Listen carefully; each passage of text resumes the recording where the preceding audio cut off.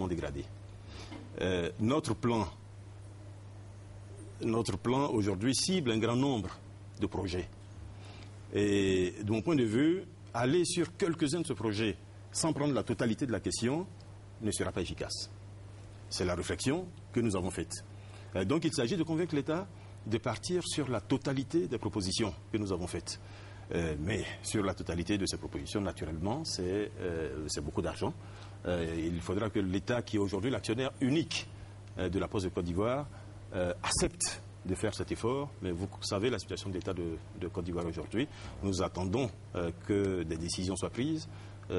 Mais nous comprenons naturellement la situation financière difficile dans laquelle notre pays se trouve encore. Alors, Monsieur le ministre, autant nous dire clairement qu'avec la situation de l'État de Côte d'Ivoire, la nouvelle Poste n'est pas pour demain. Nous nous battons. Nous nous battons et j'espère que nous arriverons à convaincre nos autres collègues du gouvernement et en particulier notre collègue en charge de l'économie et des finances sur la nécessité d'apporter ce support à la Poste. La Poste, je dois le dire aussi, c'est un potentiel très important. C'est un potentiel important au niveau de l'activité. Aujourd'hui, cette activité est exercée par des personnes qui n'en ont pas les compétences. Les Ivoiriens, je suis sûr, ne sont pas satisfaits des services qui sont fournis par ces personnes. Mais étant donné qu'il y avait un vide, ces personnes s'y sont engouffrées. Donc aujourd'hui, tout le monde fait avec ce qu'il y a. Mais si demain la Poste revenait à son niveau d'antan, si la Poste redevenait une Poste efficace, une Poste moderne, une poste qui est capable en 24 heures, en 48 heures de porter un courrier d'un expéditeur à un destinataire, etc., il n'y a pas de raison que les Ivoiriens ne reviennent pas. Ben voilà, justement, c'est là, moi ma préoccupation, c'est à ce niveau-là. Ce service public qui a été défaillant à un moment, qui a permis au privé de s'installer. Si le service public revient, modernisé, diversifié dans ses activités, c'est une concurrence difficile qu'on fait au privé. Non, ce n'est pas une concurrence difficile. Je rappelle qu'il y a aujourd'hui encore un code postal qui existe. Et il faut savoir que tous ces privés qui exercent aujourd'hui une activité postale n'ont aucune habilitation pour le faire. Il y a eu un vide juridique dans lequel tout le monde s'est un peu engouffré. Mais il nous revient en nous, État, de remettre les choses dans l'ordre. Et remettre les choses dans l'ordre, ça veut dire, encore une fois, adapter notre loi au contexte nouveau dans lequel notre pays se trouve et dans lequel notre poste se trouve. Ça veut dire désigner un régulateur qui, lui, pourra éventuellement permettre à des privés d'exercer sur le marché. Parce que ça peut se faire aussi, d'avoir une poste publique et d'avoir des privés qui exercent une activité de poste. Mais une activité dans ces conditions régulées.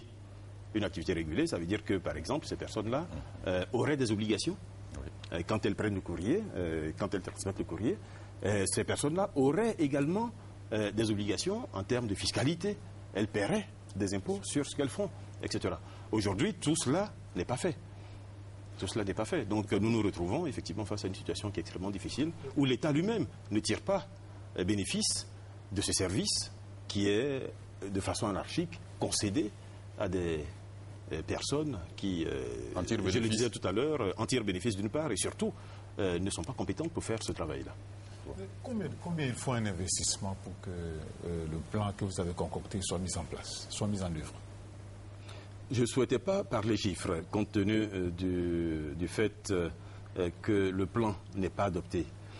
Mais comme nous sommes dans un exercice de vérité, je vais me permettre de vous dire que globalement, aujourd'hui, pour remettre la Poste à flot, il faudrait une trentaine de milliards de francs CFA. C'est beaucoup d'argent. C'est beaucoup d'argent, nous le comprenons.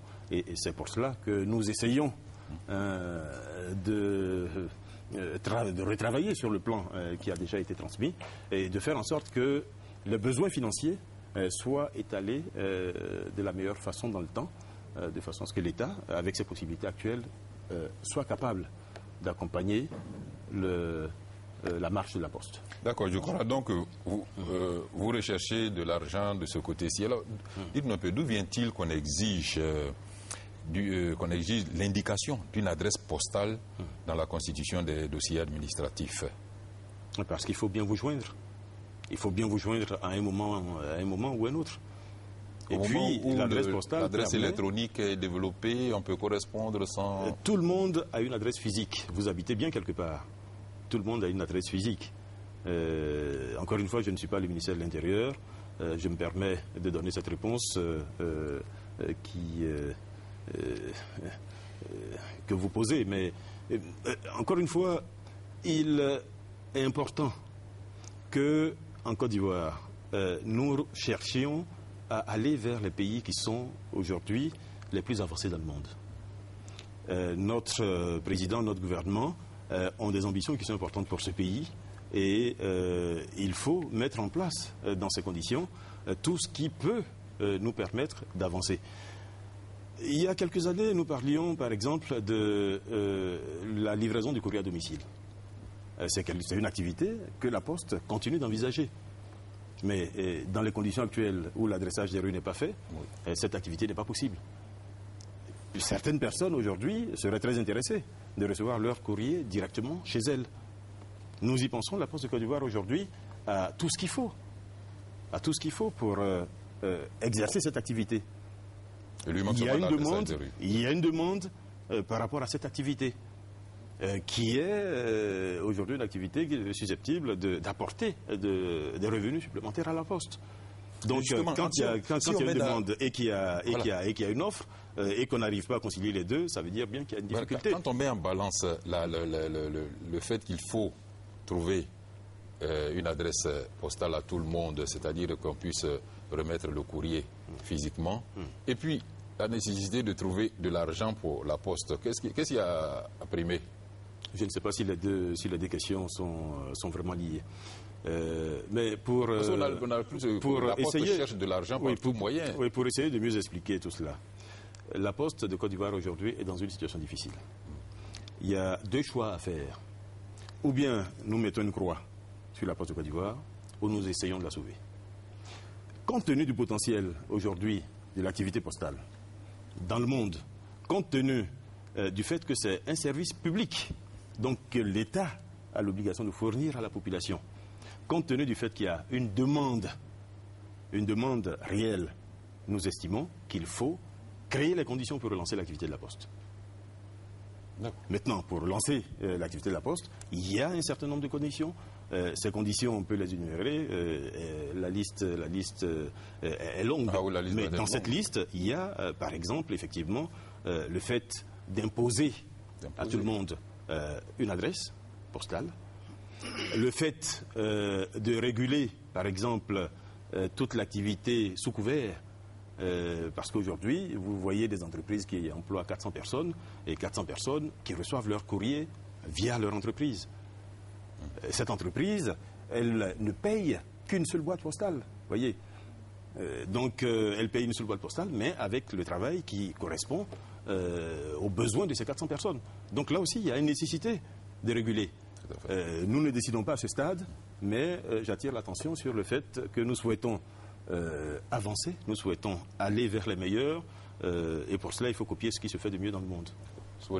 Alors, Monsieur le ministre, en entendant que le régulateur dont vous parlez n'arrive, est-ce que l'État n'a pas les moyens justement de contrôler d'une façon ou d'une autre cette concurrence qui dessert manifestement la Poste de Côte d'Ivoire? Sur quelle base? Sur quelle base l'État le ferait-il? C'est ça la difficulté. Aujourd'hui, pour que l'État agisse, il faut qu'il y ait un cadre juridique, légal, qui lui permet, et ce cadre juridique, il faut le mettre en place. Celui de 1976, aujourd'hui, n'est pas applicable. Donc, objectivement, il faut repartir vers une nouvelle loi et vers un nouveau cadre réglementaire en Côte d'Ivoire. Pendant ce temps, la Poste de Côte d'Ivoire prend l'eau de toutes parts. Je vous le concède, nous y travaillons durement. Je peux dire que dans mon ministère, la principale difficulté aujourd'hui, effectivement, c'est la Poste de Côte d'Ivoire. C'est la Poste de Côte d'Ivoire parce que tous les jours, nous avons des questions, tous les jours, nous avons des interrogations, nous avons des personnels qui baissent les bras, pour ne pas dire plus. Nous avons une activité qui, malheureusement, recule. Alors que dans le même temps, nous savons le potentiel de cette activité.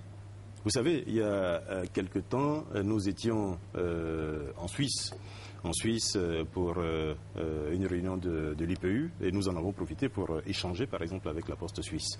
La Poste suisse aujourd'hui exerce des activités de transport, des activités qui sont connexes à l'activité postale classique, des activités de transport, des activités de sous-traitance de facturation, etc. Et elle emploie aujourd'hui 51 000 personnes. 51 000 personnes pour un pays qui est 2 fois plus petit que la Côte d'Ivoire. Donc le potentiel elle fait aussi ici, le transfert de fonds. Elle fait le transport de fonds, elle fait la poste financière, elle fait la poste électronique, etc. D'accord. Monsieur le ministre. Comparaison n'est pas raison, mais nous pensons ici que la poste de Côte d'Ivoire peut